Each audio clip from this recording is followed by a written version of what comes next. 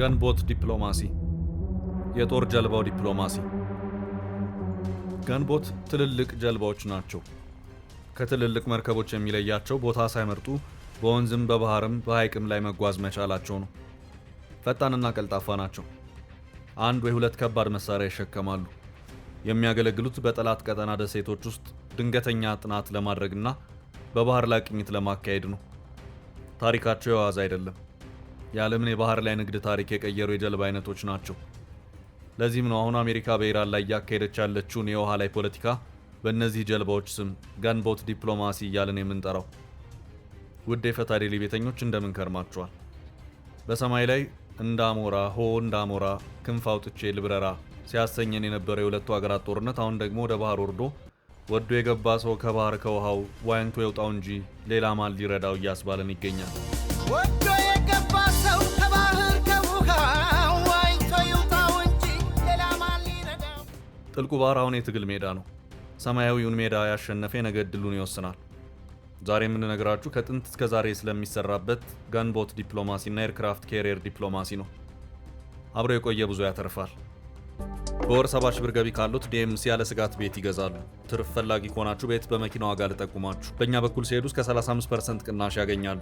10% ብቻ ከፍለው 60% ባንክ አያይዘው መሃል ከተማ ላይ በ12 ወር ቤት ይረከቡ። ውሉንም በ3 ቀን በዴቼል ካሉበት እናደርሳለን። ቤቶቹ ከስቱዲዮ እስከ ፔንታውስ እንዲሁም ሱቆቹ ከ20 ካሬ ጀምሮ ተዘጋጅተዋል። ልብ ይበሉ፣ መንደሩ ኮምፓውንድ በመሆኑ 6 ሊፍት፣ መዋኛ ገንዳ፣ የከርሰ ምድር ውሃ፣ ባካፕ ጄኔሬተር እና የተሟላ ጥበቃ አለው። በቴክኖሎጂ በመገንባቱ ማስረከቢያ ችግር አይደለም። አስተውሉ፣ አሁን ከደወሉ በካሬ 7000 ብር ሌላ ቅናሽ ያገኛሉ። ዲኤምሲ ሪል ስቴት ስልክ 0988883434 0988885656። ሰኞ ማለዳውን የአሜሪካ ባህር ኃይል ኢራን በሆርሙዝ ወሽመጥ ላይ ያላትን ኃይል ለመገዳደር እንቅስቃሴ ከጀመረበት ሰዓት አንስቶ ብዙ ልውጦች እየተስተዋሉ ነው። ትራምፕ ራሳቸው የኢራን ሰዎች ደውለውልኛል፣ ንግግር እናድርግ እያሉኝ ነው ብለዋል። ፓኪስታን አሁንም ተስፋ አልቆረጠችም። ሁለተኛ ዙር ድርድር እንዲካሄድ ተደባዳቢዎቹን ወደ ኢስላማባድ እየጋበዘች ነው። ኢራናውያን ህዝቦች የአሜሪካን ውሳኔ ተቃውሞ በአደባባይ የተቃውሞ ሰልፍ በማድረግ ላይ ናቸው። የሄዝቦላው ጀነራል ናኢም ቃሲም ከእስራኤል ጋር ለመደራደር በዋሽንግተን ዲሲ የተያዘላቸውን ቀጠሮ ሰርዘዋል። አሜሪካ ማዕቀብ የጣለችበት የቻይና ነዳጅ ተሸካሚ መርከብ በሆርሙዝ በኩል ማለፉን ሮይተርስ ዘግቧል። እንዲሁም የኢራንና ሩሲያን ነዳጅ በማመላለስ የሚታወቅ የኢራቅ ታንከር በወሽመጡ በኩል ለመሻገር በእንቅስቃሴ ላይ ነው። የትራምፕ ዛቻ የታለ እየተባለ ነው። እነዚህን የዛሬ ክስተቶች ይዘን ወደ ዕለታዊ ጥልቅ ትንታኔያችን እንሻገር። ገንቦት ዲፕሎማሲ። ገንቦት ዲፕሎማሲ የሚባለው ቀጥተኛ ጦርነት ውስጥ ሳይገቡ የጦር መርከቦችን ለአንድ ሀገር ቅርብ በሆነ የባህር ክልል ላይ በማሰማራት ፍላጎታችንን ካላሟላችሁ ጥቃት እንሰነዝራለን የሚል ስውር ወይም ግልጽ ማስፈራሪያ የመስጠት ጥበብ ነው። ይህ ስልት ኃይልን የማሳየት ወይም ሾው ኦፍ ፎርስ ዲፕሎማሲ አካል ነው። ቃሉ በስፋት ጥቅም ላይ መዋል የጀመረው በ19ኛው ክፍለ ዘመን ኢምፔሪያሊዝም ቂጡን ጥሎ ባበደበት በዚያ ዘመን ነበር። በወቅቱ እንደ እንግሊዝ ያሉ የባህር ኃይል አቅም ያላቸው ሀገራት በአፍሪካ፣ በእስያ እና በላቲን አሜሪካ የሚገኙ ሀገራትን ለማስፈራራትና የንግድ ጥቅማቸውን ለማስጠበቅ የጦር መርከቦቻቸውን ወደ ወደቦች ይልኩ ነበር። በእንግሊዝ ሰማይ ላይ ፀሐይ አትጠልቅም የተባለለት ያ ወራሪ ኢምፓየር በምድራችን ታሪክ ከተገነቡ የባህር ኃይሎች ውስጥ ሁሉ ግዙፉ የነበረውን የባህር ኃይል መስርቶ ነበር። እስከ 16ኛው መቶ ክፍለ ዘመን ድረስ የአውሮፓ ኃያሉ ስልጣኔ የነበረው የስፔን ኢምፓየር በ1585 በፈረንሳይ ጠረፎች አካባቢ ከእንግሊዝ የባህር ኃይል ጋር ባደረገው ውጊያ በጊዜው የአውሮፓ ትልቁ የነበረውን የባህር ኃይል አጥቷል። እንግሊዞቹ ይህንን የባህር ላይ ውጊያ ካሸነፉ ጀምሮ ጀርመን እስከተነሳችበት ጊዜ ድረስ የምድራችን ታላቁ የባህር ኃይል ባለቤት ነበሩ። የባህር ኃይላቸው ኃያልነት ከአሜሪካ እስከ እስያ፣ ከአፍሪካ እስከ አውስትራሊያ የተዘረጋውን ግዛት አጽንቶ ለማቆም የነበረው ዋጋ ግዙፍ ነው። የዓለማችንን 1/4ኛው መሬት በዚህ ኢምፓየር ስር እንደነበር አስታውሱ። ስለዚህ ባህሩ ላይ ስልጣን ያለው የብሱ ላይ ጌታ ሆኖ ይሰነብታል። በዘመኑ የነበሩት ጋንቦት የሚባሉ ትናንሽ ግን ፈጣንና መድፍ የታጠቁ ጀልባዎች ወደ ወንዞችና ወደቦች ዘልቀው መግባት ይችሉ ነበር።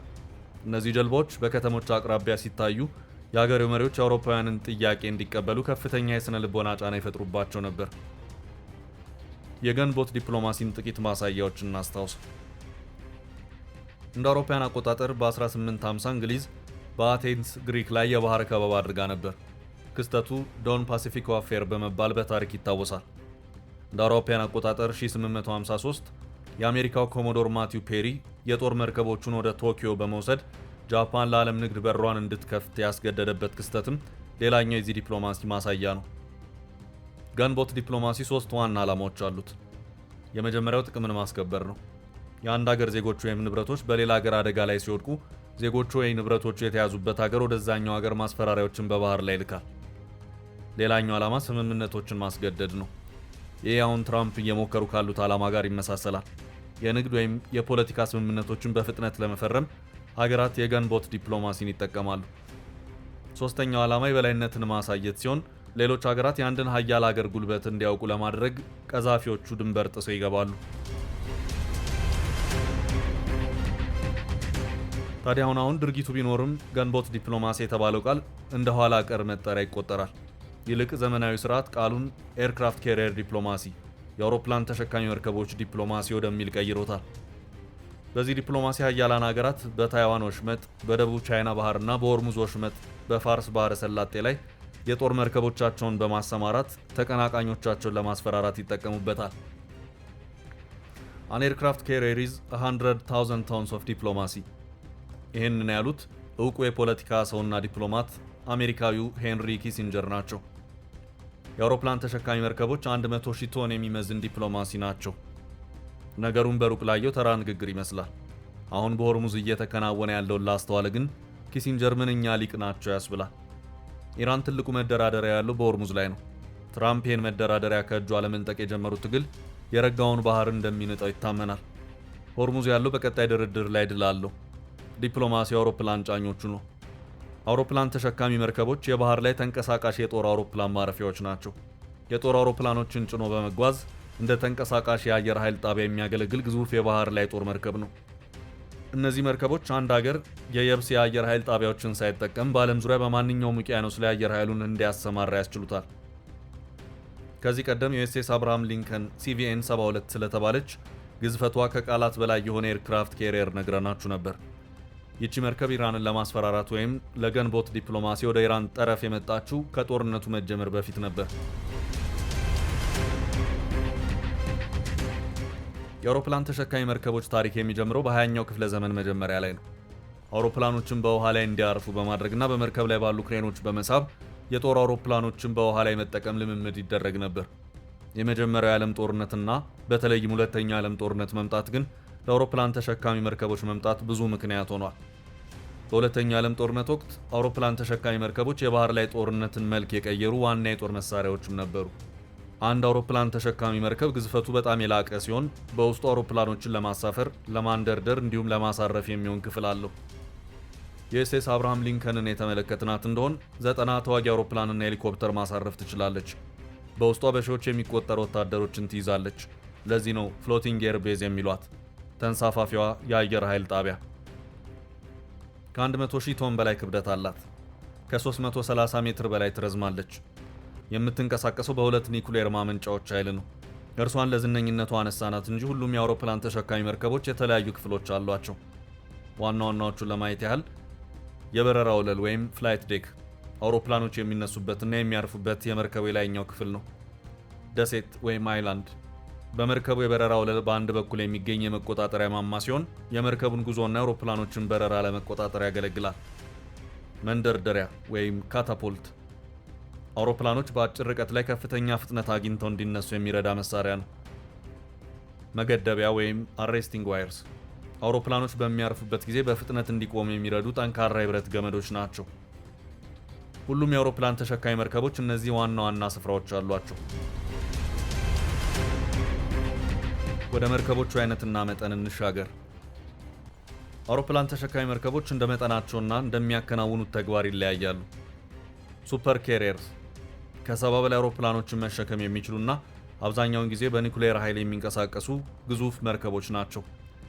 ለምሳሌ አሜሪካው ጀነራል ፎርድ ክላስ እና ከላይ ጠቀስናት ዩኤስኤስ አብርሃም ሊንከንን መጥቀስ ይቻላል። ሌሎቹ ደግሞ ቀላል አውሮፕላን ተሸካሚዎች ወይም ላይት ኤርክራፍት ካሪየርስ የሚባሉ ሲሆን አነስተኛ ቁጥር ያላቸው አውሮፕላኖችን የሚይዙና በፍጥነታቸው ላቅ ያሉ መርከቦች ናቸው። ሶስተኛ ደረጃ ላይ የምናስቀምጣቸው ደግሞ ሄሊኮፕተር ተሸካሚዎች ወይም ሄሊኮፕተር ካሪየርስ ናቸው። በዋናነት ሄሊኮፕተሮችንና ቨርቲካል ሾርት ቴክ ኦፍ ኤንድ ላንዲንግ ወይም ቪስቶል የተባሉ አውሮፕላኖችን ለመሸከም የተሰሩ ናቸው። ዘመናዊ አውሮፕላን ተሸካሚ መርከቦች በሁለት አይነት የኃይል ምንጮች ይንቀሳቀሳሉ። አንደኛው የኒውክሌር ኃይል ሲሆን መርከቧ ለበርካታ ዓመታት ነዳጅ ሳትሞላ እንድትጓዝ ያስችላታል። ይህ ኃይል ለረጅም ጊዜና ለከፍተኛ ፍጥነት ተመራጭ ነው። ሁለተኛውና የተለመደው ነዳጅ ሲሆን አነስተኛ ለሆኑና በኒውክሌር ለማይሰሩ መርከቦች ያገለግላል። እነዚህ ወጪያቸው ብዙ የሆኑና በዓለም ላይ ጥቂት የሆኑ አውሮፕላን ተሸካሚ መርከቦች የአንድን ሀገር ወታደራዊ ጡንቻ በዓለም አቀፍ ደረጃ ለማሳየት ትልቅ ሚና አላቸው። መርከቧ ብቻዋን አትጓዝም። ይልቁንም ኬሪየር ስትራይክ ግሩፕ በሚባል ስብስብ ውስጥ ሆና በሌሎች አጥፊ መርከቦች፣ ሰርጓጅ መርከቦችና የጥበቃ መርከቦች ታጅባ ትጓዛለች። ይህ ስብስብ ማንኛውንም አይነት ጥቃት ለመከላከልና ለመሰንዘር የሚያስችል አቅም አለው። በአሁኑ ጊዜ አውሮፕላን ተሸካሚ መርከቦች ያላቸው ሀገራት ጥቂት ናቸው። ዩናይትድ ስቴትስ በዓለም ላይ በርካታና ግዙፍ የኒኩሌር አውሮፕላን ተሸካሚ መርከቦች ያሏት ቀዳሚ ሀገር ስትሆን እንደ ቻይና፣ ሩሲያ፣ እንግሊዝ፣ ፈረንሳይ፣ ህንድና ጣሊያን ያሉ ሀገራትም የተለያየ መጠን ያላቸው መርከቦች አሏቸው። ነገር ግን በባህር ኃይል ሚዛን ቻይና የአሜሪካን የቀዳሚነት ስፍራ ማለፏ ይነገራል። አሜሪካና ጸጥ ያለው ባህር። ሁለተኛ ዓለም ጦርነት ካበቃበት ጊዜ ጀምሮ የአሜሪካ የባህር ኃይል የምድራችንን የንግድ መርከቦች የሚያስጠብቅ ብቸኛው ዓለም አቀፍ የባህር ኃይል ለመሆን በቅቷል። የአሜሪካ የባህር ኃይል በምድራችን ታሪክ ከተገነቡት የባህር ኃይሎች ሁሉ ግዙፉ ነው። የአሜሪካ የባህር ኃይል መርከቦች ከአሜሪካ ጠረፎች ተነስቶ እስከ ምዕራብ አፍሪካ ጠረፎች፣ መካከለኛው ምስራቅ፣ ምስራቅ ፓሲፊክ፣ የህንድ ውቅያኖስ፣ ሜዲትራኒያን እና ቀይ ባህር ድረስ በተዘረጋ ቦታ ላይ ተሰማርተው የንግድ መርከቦችን ደህንነት የመጠበቅና የአሜሪካን ብሔራዊ ጥቅም የማስጠበቅ ስራ ይሰራሉ። የዓለምን ባህራት ካለ ተቀናቃኝ የሚቆጣጠሩ የባህር ኃይል አሜሪካ በዓለም አቀፍ መድረክ ላላት ተሰሚነትና መፈራት ዋነኛ መሰረት ነው። የባህር ኃይል ውስጥ ከቅርብ ጊዜ ድረስ ተገዳዳሪ ያልነበረው እንደመሆኑ አሜሪካ ጠላቴ ነው ብላ ያሰበችውን አገር ንግድ ካለምንም ችግር ማስቆም አሊያም ማስተጓጎል እንድትችል አድርጓት ቆይቷል። አለፍ ሲል ደግሞ ለጥቅሟ ልገዛ የሚሉ ሀገራትን ታስፈራራበታለች። እያንዳንዳቸው ሙሉ የኢትዮጵያን አየር ኃይል የሚያክል የጦር አውሮፕላን ስብስብ ተሸክመው የሚጓዙት አውሮፕላን ተሸካሚ መርከቦች ኤርክራፍት ኬሪየር ዲፕሎማሲ ወይም ለአሜሪካ የማስፈራራት ዲፕሎማሲ ያላቸው ዋጋ ግዙፍ ነው። ሀገራት ለአሜሪካ ጥቅም አልገዛም ሲሉ ከመርከቦቹ አንድ ወይም ሁለት ወደ እምቢተኛው ሀገር ጠረፍ እንዲቀዝፍ ይደረጋል።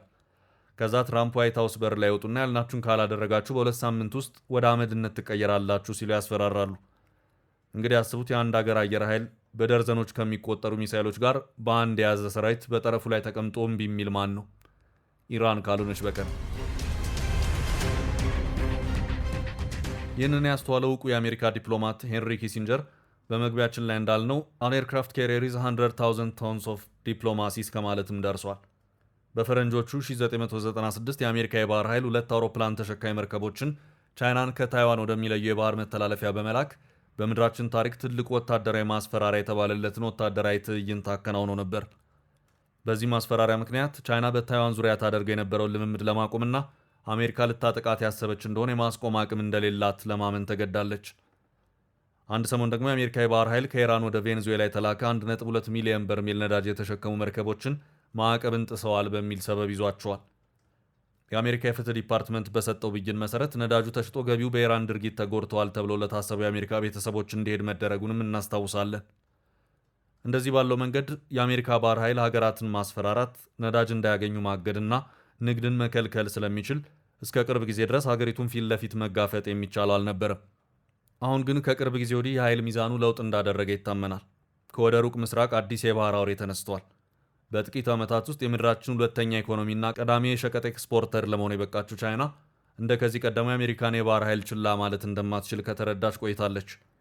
የአሜሪካ መንግስት ቻይናን በጠላትነት ፈርጆ መንቀሳቀስ እንደመጀመሩ የቻይና ሕይወት የሆነውን ንግድ ደህንነት ማስጠበቅ የሚችል እንዲሁም የቻይናን ጠረፎች ከቦ የሚገኙ የአሜሪካ ጦር መርከቦችና ወታደራዊ ካምፖች ስብስብ ቻይናን እንደማይውጥ ለማረጋገጥ ቻይና ጠንካራ የባህር ኃይል መገንባት ነበረባት። ያደረገችውም ይህንኑ ነው። መረጃዎች እንደሚያሳዩት ቻይና በጦር መርከብ ቁጥር አሜሪካን በመቅደም የምድራችን ትልቁን የባህር ኃይል መገንባት ችላለች።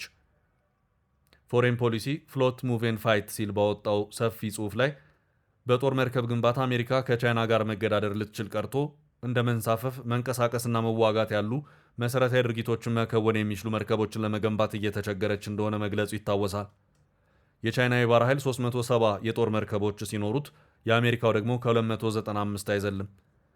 ነገር ግን በጦር አውሮፕላን ተሸካሚዎች ቁጥር በ11 መርከቦች አሜሪካ ዛሬም ከፊት ቀዳሚ ነች።